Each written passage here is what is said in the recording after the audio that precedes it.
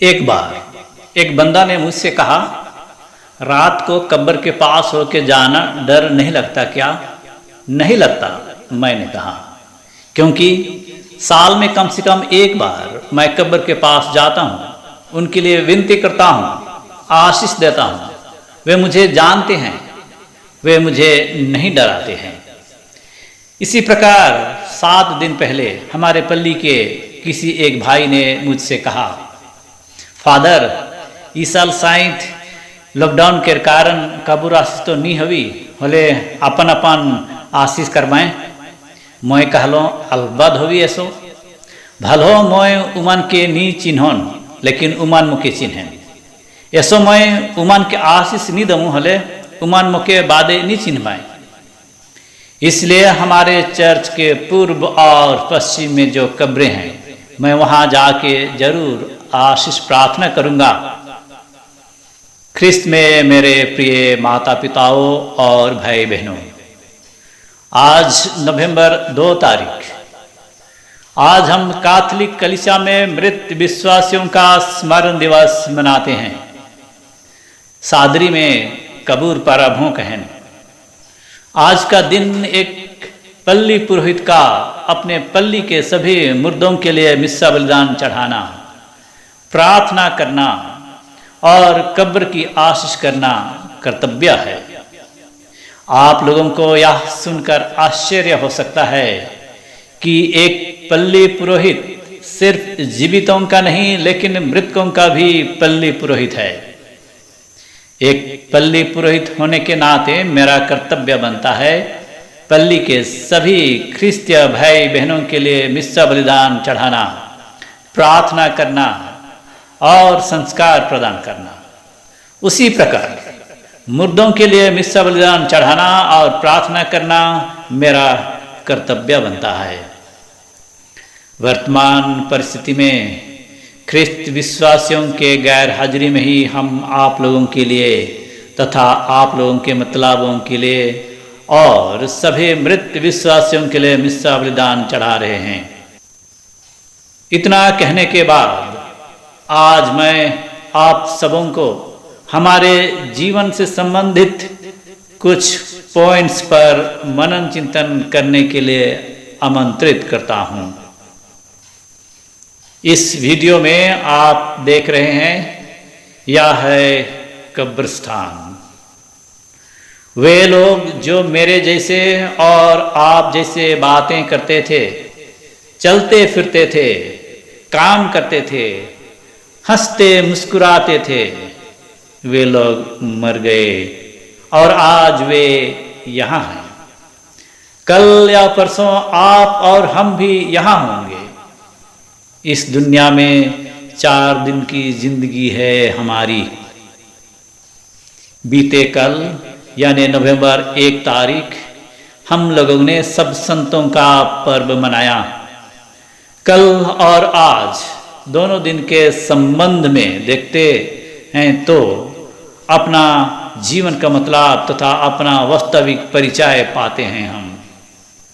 हम हैं ईश्वर के संतान, स्वर्गीय यरूशलेम के नागरिक। इस दुनिया तो स्वर्ग के और हमारे तीर्थ यात्रा के समय कुछ दिन का पड़ाव है। और हाँ, जिसको आप मृत्यु कहते हैं, वह तो इस जीवन से और एक नया जीवन में प्रवेश करना है। एक ट्रांजिशन का वक्त है। आज का पहला पाठ से एक छोटा अंश जो बहुत ही रोचक और अर्थपूर्ण है, मैं आप लोगों को पढ़ के सुनाता हूं। प्रज्ञा ग्रंथ अध्याय 3 पद संख्याएं 1 से 3। धर्मियों की आत्माएं ईश्वर के हाथ में हैं, उन्हें कभी कोई कष्ट नहीं होगा। मूर्ख लोगों को लगा कि वे मर गए हैं।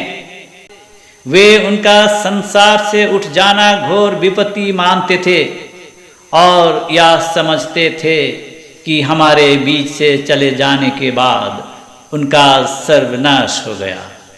किंतु धर्मियों को शांति का निवास मिला है।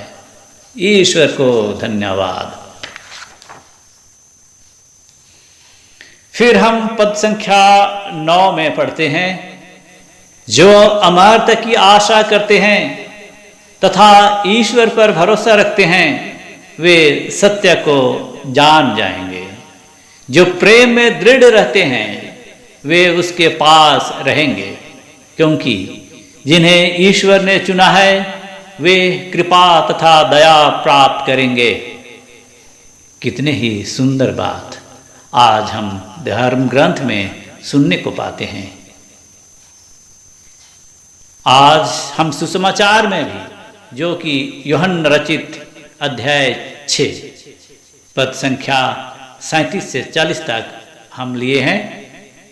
पद संख्या 40 में प्रभु यीशु कहते हैं, मेरे पिता की इच्छा यह है कि जो पुत्र को पहचान कर उसमें विश्वास करता है उसे अनंत जीवन प्राप्त हो। मैं उसे अंतिम दिन पुनर्जीवित कर दूंगा। प्रिय भाइयों और बहनों, मैं मानता हूं कि यही है हमारे जीवन का रहस्य। आइए मृत विश्वासियों का स्मरण दिवस से जुड़े और कई बातों पर मनन करें। मृतकों के साथ हमारा क्या संबंध है? क्यों हम उनके लिए प्रार्थना करते हैं?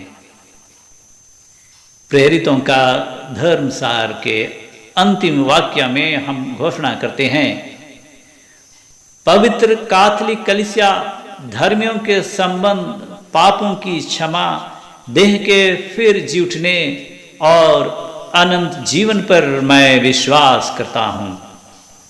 यानी हमारा संबंध हमारे प्रियजनों के साथ मृत्यु से समाप्त नहीं होता, वह हमेशा बना रहता है। उनकी याद हमारा मन, शरीर, दिल और आत्मा में बनी रहती है।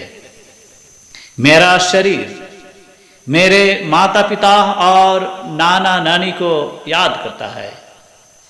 इसीलिए कोई कहता है कि मैं मेरा पिताजी जैसा दिखता हूं, और कोई कहता है कि मैं अपना नाना जैसा दिखता हूं। हम हमारे प्रार्थना द्वारा हमारे उस रिश्ता को बरकरार रखते हैं। आज हम हमारे मृत प्रियजनों के लिए प्रार्थना करते हैं। जिन्हें हम प्यार नहीं कर पाते और मर गए हैं उनके लिए भी प्रार्थना करते हैं, और जिन मृतकों को हम नहीं जानते उनके लिए भी प्रार्थना करते हैं कि वे सब स्वर्ग में सभी संतों के मंडली में सम्मिलित हो सकें। यदि वे अपने सभी पापों के पूर्ण प्रायश्चित नहीं कर पाए हैं और शोधक अग्नि में हैं, तो हमारी प्रार्थना और प्रायश्चित से वे क्षमा प्राप्त करें। उन्हें हमारी प्रार्थना की आवश्यकता है और हमें उनकी। हम रोज दिन के जीवन में भी दिलासा, सांत्वना, पाप क्षमा और रोग मुक्त के लिए एक दूसरे के प्रार्थना पर आश्रित रहते हैं।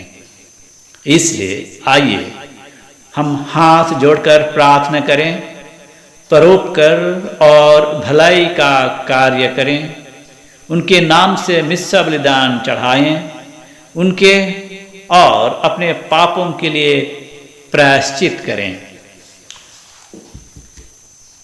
हम प्रार्थना करें। सब मृतकों के लिए विनती। हे ईश्वर, सब विश्वासियों के सृष्टिकर्ता और मुक्तिदाता, अपने दास दासियों की आत्माओं के सब पापों को क्षमा कर। जिस दंडमोचन को वे नित्य चाहते थे उसे हमारी प्रार्थनाओं के द्वारा पावें। मरे हुए विश्वासियों की आत्माएं परमेश्वर हृदय से शांति में निवास करें। आमीन।